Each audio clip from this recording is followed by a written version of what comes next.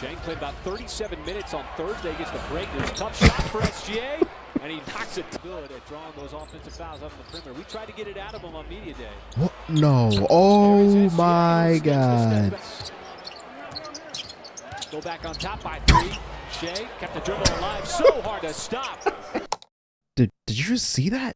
This is really bad. Of course, not in the way of like, oh, this is bad basketball or bad anything else. This is bad for the NBA, because coming off of a season in which the Thunder won 57 games and were the 1 seed in the Western Conference, they have gotten even better and are looking like the favorites to win the West and are one of the main contending teams expected to compete for the championship next season. And we can all thank the Chicago Bulls for making that happen. And every time that they're playing a game next season, that's all I'm gonna be thinking about, because this team, through their 5 preseason games, looks absolutely scary. They look borderline unstoppable, which is saying something because Shai only played in 3 of the preseason games. They ran all sorts of lineup combinations that they're probably not even gonna be running in the regular season, and they still looked dominant at almost all times with their actual rotation players on the floor. This is not gonna be good. But going back to the offseason additions, we need to talk about, of course, Alex Caruso from the Chicago Bulls, who again, the Bulls traded away for basically nothing, and Isaiah Hartenstein, who they were able to sign in free agency. And the reason why these 2 acquisitions were so huge to begin with is because they pretty much solved a lot of the problems that the Thunder had, especially in the playoffs last season, where they would routinely have lineups with Josh Giddey, who just didn't really fit the team anymore and was the weakest defender in a lot of the lineups containing the main rotational players. And so you swap that out for Alex Caruso, who is incredible off ball, as we've seen so far in preseason and also with his handful of seasons with the Chicago Bulls, but also a fantastic defender, which is one of the main issues that they were facing with having Giddey in their lineups last season. And you're already really seeing the results of that. We've seen several plays throughout the preseason of him just blitzing pick and rolls or dribble handoffs, getting steals like that, which is something that he's been known for the last few seasons, picking up guys and playing really solid on-ball defense, but also being utilized as a help defender, which I think is going to be the biggest strength, especially from really the entire team as a whole. That alone is going to be a lot for teams to deal with, and that's just a glimpse of what he's going to be able to provide for this team. But offensively, that's also where he's an upgrade, a great spot-up shooter, someone who's pretty consistently around that 40% mark for his career. Last season was actually almost 41% on almost 5 attempts a game. And so adding that into this offense that already generates a lot of open threes is again gonna be a lot for teams to deal with. But in addition to that, the Thunder were also able to go out and sign Isaiah Hartenstein in free agency, which again solves a huge issue that they were having, especially in the playoffs last season, mainly against Dallas, where when Chet was off the floor, their main big option was Jalen Williams, which, I mean, he's fine, but in comparison to someone like Isaiah Hartenstein, it's a pretty clear upgrade. Really solid defensive player overall, can occasionally block shots, actually averaged about a steal and about a block last season. So even just having him on the floor is going to be really huge for them, but also offensively, he's going to be huge because of the playmaking aspect that he was going to be able to provide, mainly from like dribble handoffs in the middle of the floor, which I feel like that's going to be a focal point of their offense, or at least one of the focal points of their offense. We've already seen it a bunch in preseason, and he's going to be,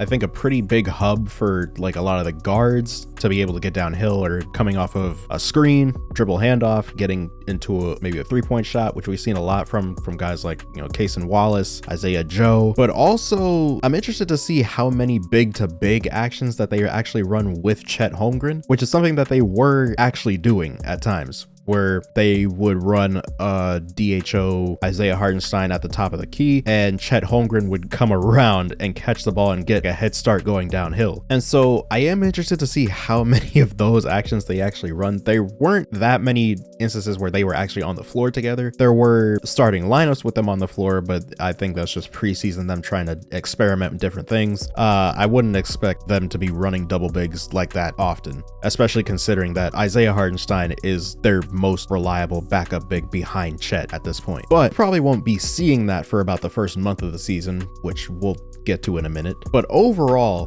defensively, this team is going to be really switchable. You have guys like Alex Caruso, one of the best on-ball defenders in the league, Lou Dort, one of the best on-ball defenders in the league, J-Dub, who's sort of getting there, SGA, of course, who is sort of capable there as well, but is mainly utilized as a help defender. And then you have a mixture of either Chet Holmgren or Isaiah Hartenstein as your backline defense. Like, there isn't really anybody that you can attack in that lineup. And even then, extending that to dudes coming off the bench, guys like Aaron Wiggins, Cason Wallace, who's seemed to have improved in his second season, and of course when he gets back, Jalen Williams. They're probably going to be utilizing him at the 4 rather than at the 5 like they were last season, just because they had nobody else for that. There aren't a lot of holes in any potential lineup that could happen there. But while defense will be one of the biggest parts of why they will actually be one of the favorites to win the championship, their offense is going to be a huge factor for that too. And of course, their leader, Shai Gilgeous-Alexander, I can't really tell what he's going to be looking like when the regular season comes around because he just doesn't really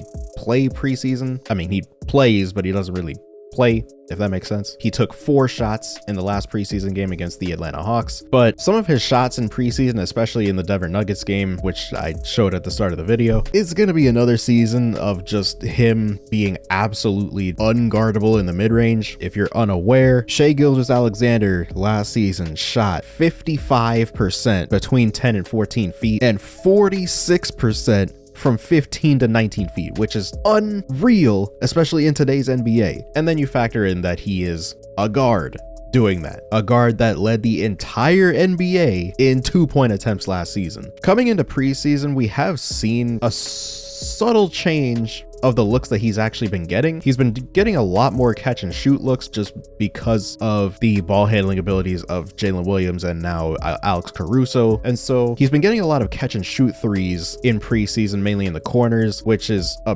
pretty drastic difference from the attempts that he was getting last season. Most of his attempts were coming off the dribble, off of step backs. And speaking of step back threes, if you watch Shai Gilgeous-Alexander last season, you'll see that a lot of his step back threes really came as a result of defenses kind of playing drop on him, playing him for the drive, because he shoots 55% in the mid-range. And so defenders would often back up in preparation for him trying to get downhill, to which he would usually do a 1-pound dribble step back, usually going to his left or with his left hand. But the reason why I flipped out and the reason why I think it's going to be even better this season is because of the difference in his shot form. If you look at last season's shot form from Shai Gilgeous-Alexander, especially coming off of that step back 3, you'll see that he kind of has a little tiny hitch in his shot that was more noticeable from 3, because in the mid-range and, you know, fading away shots like that, you're not really going to notice it just because that's just the natural shooting motion. They usually hold on to the ball longer in those situations, but on the 3-point attempts, it was more noticeable. And that doesn't seem to really be the case anymore. From the limited amount of threes that he did take in preseason, his shot seems more fluid, and I think that he is overall going to be more comfortable with taking more of those shots. But obviously, when you are the mid-range and the 2-point scorer that Shai Gilgeous-Alexander is, that's not really a necessity. But just being able to have that in your bag at that rate, just for reference, last season he shot 38% on step back threes, which seemed to be a point of emphasis this offseason, but also the pull-up threes, in which he shot it was an egregious percentage last season on very limited attempts. I think he took like less than 20 of those. It was under 20% on running pull-up threes. But even in the few preseason minutes that he actually played, there were a couple instances in which he would just come down cross half court and take a pull-up 3 in transition. If he has the layup game, the inside game that he already has displayed last season, combining that with the mid-range game that he's had over the last few seasons, and now a reliable 3-point shot in almost all scenarios, what are you gonna be able to do with him? Like, that's not a rhetorical question. I'm actually legitimately asking what the answer would be, because I don't think that at this point there would be one. But of course, it's preseason. We still have to see if he is gonna be taking these attempts. But if he is, that is scary, especially when combining it with an improved version of someone that was already a fantastic second option last season in Jalen Williams, aka J-Dub. J-Dub was one of my favorite players to watch last season just because of the types of shots that he was getting to and the types of shots that he was making, and it didn't seem like a contest even really bothered him. And he's coming into preseason, same thing. Although it does look like he is trying to get downhill a lot more, especially like just getting into the paint. He also has a pretty similar shot diet overall to Shai. A lot of mid-range shots, a lot of getting downhill to the rim, and taking the occasional three-pointer. But Jalen Williams definitely does seem like he has worked on his three-pointer, which I don't even know how that's possible for someone that shot 43% from three last season. Granted, it was on 3.5 attempts a game, but still. And I feel like that is sort of going to be the key for OKC, especially in making a deep playoff push, is the play of Jalen Williams, because there were instances in the playoffs where he wasn't really able to get his shot going, especially in that Mavericks series games where he was shooting 6 for 15, 5 for 19, 7 for 17. So not absolutely terrible other than the 5 for 19, but obviously not even close to what he was doing in the regular season when he was shooting 54% from the field. Which, I mean, you don't expect that in the postseason, but you don't expect a drop off of 12%. Overall, he's been looking great, getting downhill a lot, seeking out a lot of contact, especially in the Spurs game to open preseason. It looks pretty promising.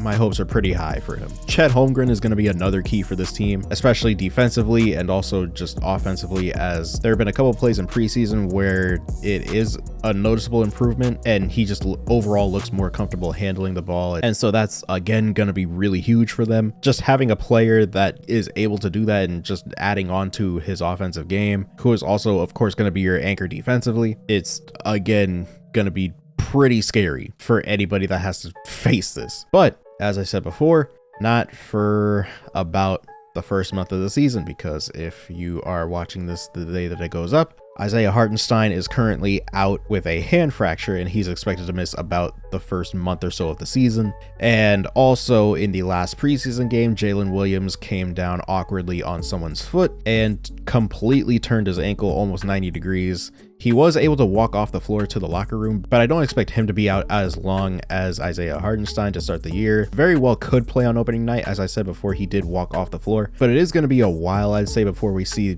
what this team can be like at their full potential. But I do think that once we actually see that, it's going to be pretty apparent that there isn't a team in the Western Conference that's going to be able to deal with this for a whole playoff series. The Mavericks, who beat them last season, have gotten better, but they also have, as I said before, addressed all the issues that were their undoing in that series, mainly Josh Giddey and lack of a second big. The Nuggets are probably going to be worse. The Timberwolves are probably going to be worse. There really isn't that many teams that you can confidently say could even give this team problems. And so my finals matchup right now, OKC Thunder, Boston Celtics, 2025 NBA Finals. And I think that is going to be one of the most interesting finals matchups that I've ever seen, just because they are so perfectly matched up with each other. Jason Tatum, Shai Gilgeous-Alexander, Drew Holiday, Lou Dort, Derek White, Alex Caruso, Chet Holmgren, Kristaps Porzingis, Jalen Williams, Jaylen Brown. Like, when you think about what the actual matchups in that series could be, I don't think that there is a more perfect matchup than that. And also when you factor in the depth that both of these teams have, which I didn't even talk about OKC, I don't have time. But guys like Cason Wallace, guys like Isaiah Joe, Aaron Wiggins are all going to be huge for this team. Jalen Williams, the other Jalen Williams, Jalen. And when you look at the Boston side of things, guys like Al Horford, Peyton Pritchard, Lonnie Walker, and mainly Sam Hauser. And that's really going to be their main bench depth, I'd assume, going into next season and especially in the playoffs. Like, that is such a good matchup, bro. Like, I hope on everything that is the matchup in the 2025 NBA Finals. And if that is, OKC might have a chance. We'll see. But definitely an interesting proposition. But we will see. Hope you guys enjoyed this video. Subscribe if you're new. Hit the bell to be notified when I upload. Comment down below what you want to see next. And as always, I'll see you guys in the next one.